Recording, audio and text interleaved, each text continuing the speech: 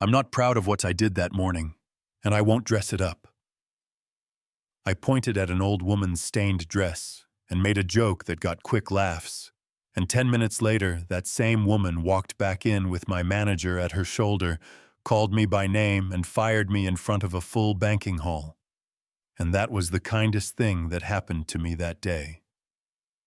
If you've ever watched your worst moment play back on a stranger's phone from a bad angle, if you've ever felt your own breath burn in your throat, then you already know how this story starts. If it were you, what would you have done? Double down to look tough or shut your mouth and listen? My name is Sandra, and this is the part of my life I would rather forget and absolutely need to tell. I worked as a teller at Golden Trust Microfinance Bank in Lagos, a place that hums before the sun gets all the way up, a place where the AC buzz feels like a second ceiling, and the marble floor catches every footstep like a drum. You stand behind that counter long enough, you build a little armor, so people's moods bounce off you. Some days that armor makes you efficient. Some days it makes you mean. You know what I mean. The doors slid open, and she stepped in small and slow, like the room might say no. Lace gown that used to be blue and had turned into a story of rain and dust, gray hair that said she didn't own a comb that week, slippers that were more memory than shoe. She stood with her faded handbag like it was the last safe thing she had, and said soft but steady, "Good morning, my daughters. I came to make a transaction. That's all. A normal customer sentence." And I smirked.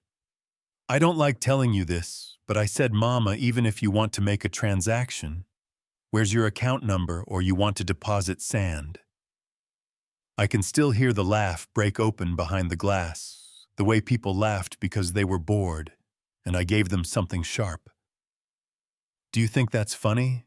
Or do you feel that little sting in your chest right now the way I do? The security guard did that polite but firm walk we all know, and she lifted her chin and said, "Leave me not angry, just clear." And for a split second, the room went quiet, like a conscience walking through it. I could have stopped. I didn't. If it were you, what would you have done? Be honest.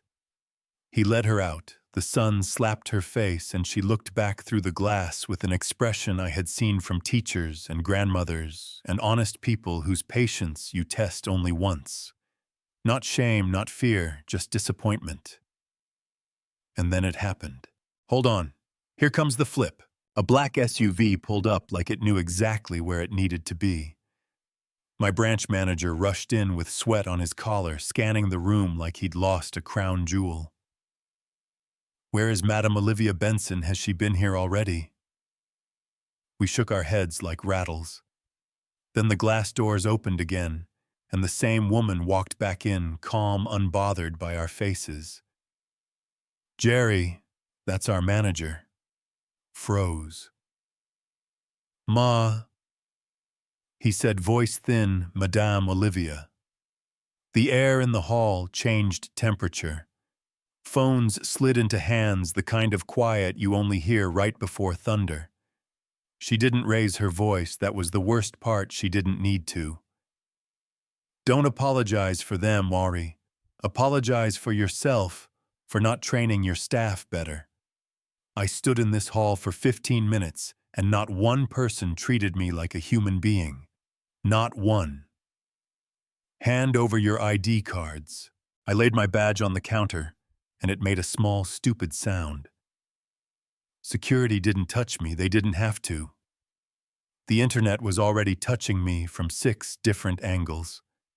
I stepped outside and felt the heat like punishment. Yeah, that happened. Pattern interrupt. If your stomach just tightened a little, mine did too. Every time I say this out loud, it does.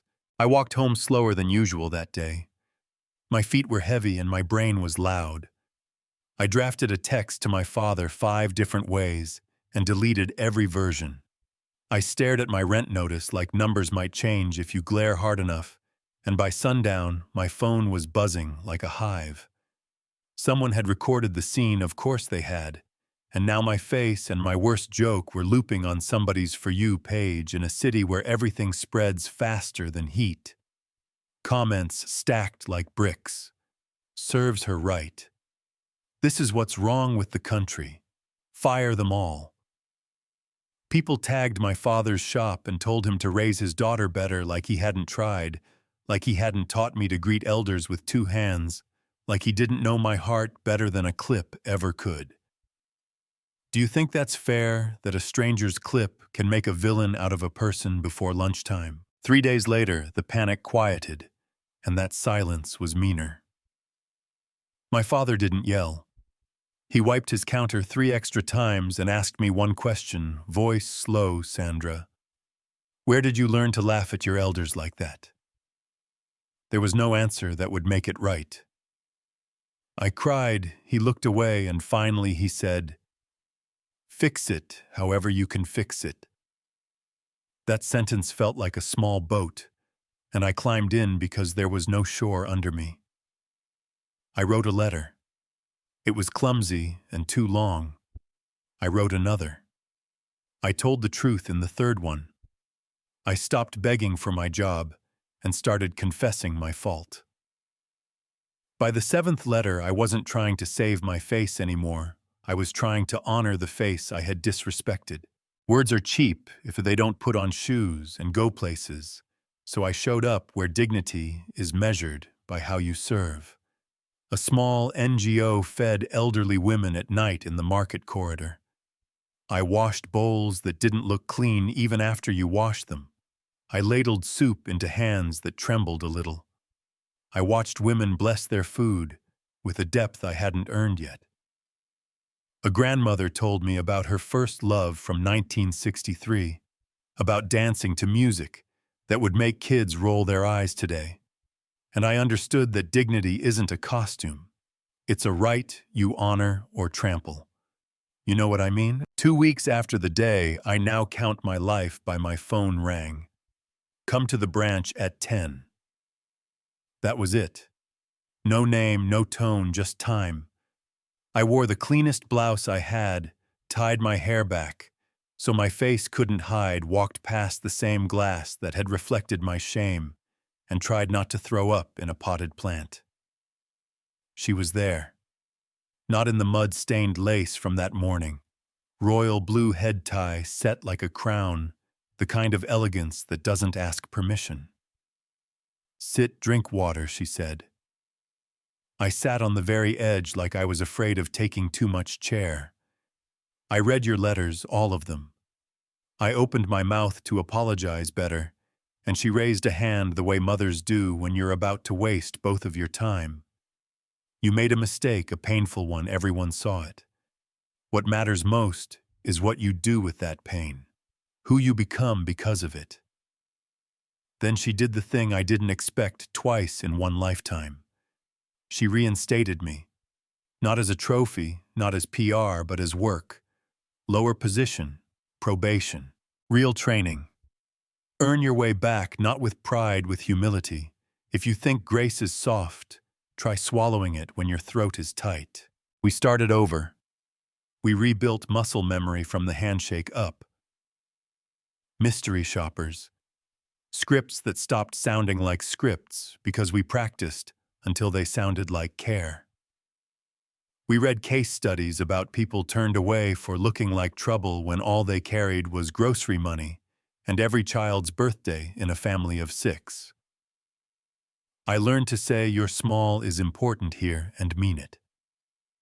One afternoon, a woman walked up with a small boy who stared at the money counter like it was a spaceship. She slid a handful of notes across the glass and whispered that she wanted them safe. I didn't rush her. I didn't look over her head at the next customer. I looked her in the face and said, "Your small is important here." The boy waved when they left. I waved back, then excused myself to the restroom and cried into a paper towel like it could hold more than it could hold. There's an image of bank work that never shows up in the movies.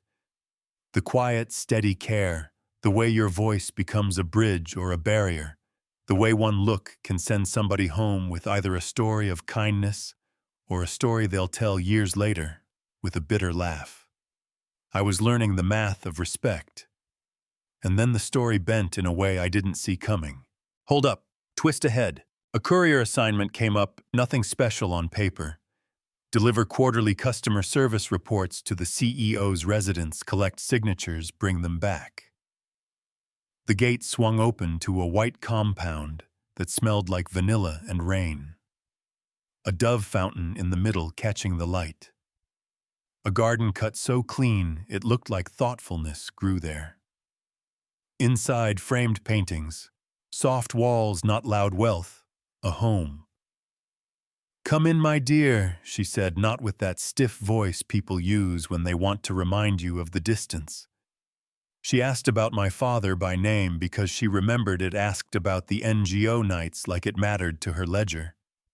"You remind me of my younger self, stubborn, big-hearted, in need of polishing."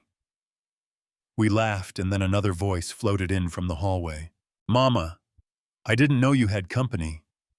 I turned too fast, knocked my knee against the coffee table, pretended that didn't hurt, while one of God's better ideas in a white shirt and navy pants smiled and reached his hand out. "Hi, I'm Jacob." "Sandra," I said, and my voice cracked on the D because nerves are disrespectful. He didn't do that thing rich sons do where they measure you in a second. He asked about traffic like he meant it. He asked what I'd been reading and shared a favorite passage like it wasn't a test. He sat like there was no throne under him. 5 minutes felt like a little earthquake under my ribs. Pattern interrupt. I did not plan to fall for the son of the woman who had every right to erase me from her world. Work took me back a few times for signatures and follow-ups. Sometimes he was in the garden fixing something that probably didn't need fixing. Sometimes he was reading feet up, pretending not to look toward the door. One evening it rained the way Lagos rains, heavy and forgiving at the same time, and we ended up in the gazebo with a plate of puff-puff between us. He watched the sheet of water and said without looking at me, "You brought light into this house." I laughed because what do you say to that? And he nodded like I'd challenged him to be clear. "Mama laughs more since you started coming around. She's easier and me. I forgot what it feels like to look forward to someone coming over. I don't know what this is yet, but I like it." If it were you, would you have said it out loud or kept it safe behind your teeth? Here's where your brain might expect the classic scene. Stern mother in a study, don't you dare know your place, I gave you work, not family. That would have been tidy. Life took a turn I didn't deserve.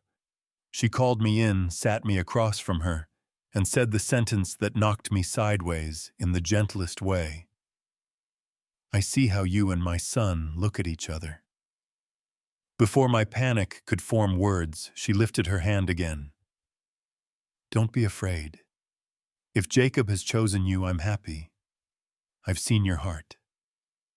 You could feel my shoulders drop from across town.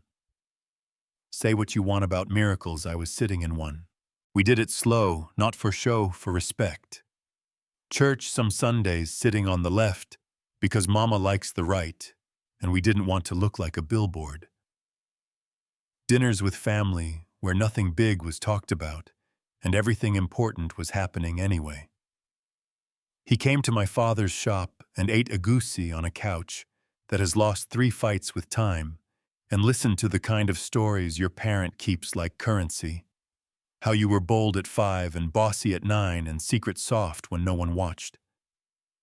After Jacob left, my father cleaned his glasses and said, "The boy looks at you like there's a light on your face, not on your clothes, and that's a kind of blessing I didn't know I needed." When the engagement became public, you could feel the city lean its ear closer toward our window. Is that the same Sandra from the clip, the one who laughed at the old woman now marrying her son? Some people cheered. Some people scrolled past with a snort. Some people wrote paragraphs about how I was proof that the world rewards bad behavior. Do you think that's fair, that a story with 10 chapters can be judged by a screenshot from chapter 1? The wedding was a soft thunder. Cathedral light breaking into color on the floor, choir voices, holding every note like it mattered for somebody's hope the aisle longer than it looked on TV. My legs shaking under almost white lace. The doors opened, and the woman I had mocked in front of strangers took my hand. "Today, I'm walking you down the aisle," she said, and I made the kind of cry that messes up photographs. When the priest asked who gives this woman, she didn't pause. "I do," she said, and placed my hand in her son's, like she was finishing a circle someone else had torn. If you had been there, would you have clapped? Or would you have recorded to zoom later for a scandal angle? Stick around because what happened next will blow your mind. If this were a movie, we'd end on the kiss and the neat music, and maybe a drone shot of a white car leaving a courtyard. Real life doesn't fade out that easy. After the dancing and the toasts and the borrowed shoes kicked off under the head table, we went home and learned the quiet part. How two people share a morning. How toothpaste fights are never about toothpaste, how love is furniture. You rearrange a dozen times until the room breathes right. And then another sound joined the house. A question that starts as a joke and turns into a drill. "So, when are you giving Mama a grandchild?" The first 3 times you laugh. The 10th time lands in your spine. The 100th time has a shape and a weight. We tried. Every test a small heartbreak wrapped in paper. Doctors and prayers and the worst kind of late-night searches. Hope is stubborn, but silence is sneaky. Friends posted sonograms like poetry, and I double-tapped and then stood in the shower, letting the water cover a noise I couldn't make in the bedroom. I started whispering apologies Jacob never asked for, like this was a debt, and I was behind. Maybe it's me. He pulled me in each time, forehead to forehead. We are not a project with a deadline. We are us. He meant it. I believed him. And the ache didn't always listen. One evening, the sky cracked open, and I drove to Mama's house because I needed the kind of hug you can't give yourself. I spilled the sentence I kept swallowing. "I feel like I'm failing you. You gave me everything, and I can't even give you a grandchild." She held my hands in that way older women do, like they're receiving something sacred, and said, "My daughter, don't measure your worth by what you don't have. I didn't forgive you because of what you could give me. I forgave you because of who you could become." That sentence cut a lock in my chest I didn't know I had put there. A few weeks later, Jacob said, "We are leaving the city for a weekend, no arguments," and we drove into hills that looked like somebody ironed the green flat. We bought roasted corn from a woman whose laugh was better than any song we let wind tangle our thoughts, until they stopped knotting, and on the last morning I felt dizzy in a way that made me laugh. Back home, the dizziness came along like a shadow, and our doctor stood in the doorway with the smile you hope for and don't expect. "You're pregnant. 6 weeks. Early. Real." I cried a messy cry. The nurse handed me a box of tissues with both hands, like she'd done this before, and I ran home because my legs needed to tell the house first. I threw the paper at Jacob. He read. He looked up, like the world tilted into color. He dropped the paper. He picked me up, and we both said thank you out loud to a God we had been side-eyeing and leaning on at the same time. Yeah, that happened. We kept it quiet at first, because joy is delicate before it grows bones. When we told Mama in the garden, she dropped her Bible and put both hands over her mouth, like she was holding something from spilling out. "God remembered us," she said, and then cried the loud, grateful cry of someone who waited long enough to know the value of a yes. Months moved like honey. She cooked soups I didn't even like before, and somehow now loved. She sang songs from her childhood, to my belly like the notes knew where to land. She redecorated a room without asking, because that is how her love speaks. One night the rain started soft on a tin roof, and our daughter took her first breath like the world had been saving air just for her.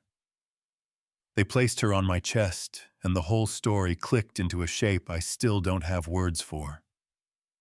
We named her Olivia Grace because sometimes names are instructions, and sometimes they're gratitude, and sometimes they are both. I could end here, and we would all sleep easier, but there's a part of the story I need to keep open, because comfort without honesty turns into something sticky. People still send me that clip from the bank. New accounts discover it, comments rehearse themselves, and somebody writes she doesn't deserve the life she has now. If you only saw that minute, I get it. But a minute is not a man, and a clip is not a character, and a laugh is not a life. You didn't see the bowls I washed at midnight, while an old woman told me about the husband she buried and the son who calls too late. You didn't see me learn how to keep my voice soft when somebody's hands shake. You didn't see me check a young teller gently but firmly when they reached for the easy joke to fit in. We have built an economy on humiliation, and it pays well, and I am asking you if you think that's fair. Not long after our daughter was born, a woman came into the branch in a dress that had known a lot of weather. She stood in line without picking up her phone and rehearsed her question to herself 3 times. When she got to me, she said, practically whispering, "I've never opened an account. I don't know where to start." We went slowly. I showed her what mattered and what didn't. Wrote the steps in big letters on a sticky note, told her a number she could call if the sticky note lost its glue. When we finished, she took a breath I could hear and said thank you for treating me like I belong here. She walked out, and I stood there with my hand on the counter, thinking about how different the world would feel if that sentence wasn't rare. If you were behind the glass, would you have taken the extra 5 minutes, or would you have called it efficiency and let her walk out smaller than she came in? Here's the debate I want to leave in your lap like a heavy book. We say we love redemption, but we don't always make room for it in public. We say we believe in second chances, but we like our villains preserved in jars so we can point at them when our own hands feel dirty. We say be kind as a caption and turn away when kindness costs us time, reputation, or money. Do you think it's fair to cancel a person forever for their worst minute? Or do we owe each other a path back, a door cracked open, a hand that says, try again? But do it right this time. And if the person coming back is you, would you want the world to measure your worth by what you lack, or by who you're trying to become? This is not a clean story. It's not meant to be. It's a mirror, and mirrors make some people mad. It is about power and what it should be for. It is about class and what it does to our eyes. It is about dignity as a currency everyone should walk in with, whether they came in a Bentley or a bus. It is about a woman who could have ruined me and chose to rebuild me instead, about a son who looked at me without trying to see around me, about a father who asked one question that sent me down the long road to better. And yes, it is about a baby whose name is a banner over our house, a reminder that grace is not a loophole for bad behavior. It is a ladder for people who are willing to climb different than before. If you're still here, thank you for letting me tell it messy. If you felt angry at me in the beginning, good, you were right to be. If you felt something soften along the way, hold it. If you don't believe in second chances, tell me why. And if you do, tell me when you saw one change a person you love. Tell me where you're listening from, what your city looks like at 7 a.m. Whether you think a banking hall can be a classroom where dignity is taught, and not just a place where money moves. If it were you, what would you have done that morning when the old woman walked in, And what will you do next time someone walks into your space looking like they don't belong? I want the comment section to be honest, to be sharp in the right way, to be the opposite of the day I chose a laugh over a person. If this story hit anything true in you, like the video, so it travels to someone who needs the reminder, share it with a friend who is somewhere between shame and hope. Subscribe. If you want more stories told with the soft parts left in, and then tell me your own. The time you judged and got it wrong. The time forgiveness revised your life. The time a stranger treated you like you belonged, and it changed the shape of your day. I'll be in there reading with a baby sleeping on my chest, trying to make the room safer for the next person who looks like trouble and turns out to be treasure. You know what I mean.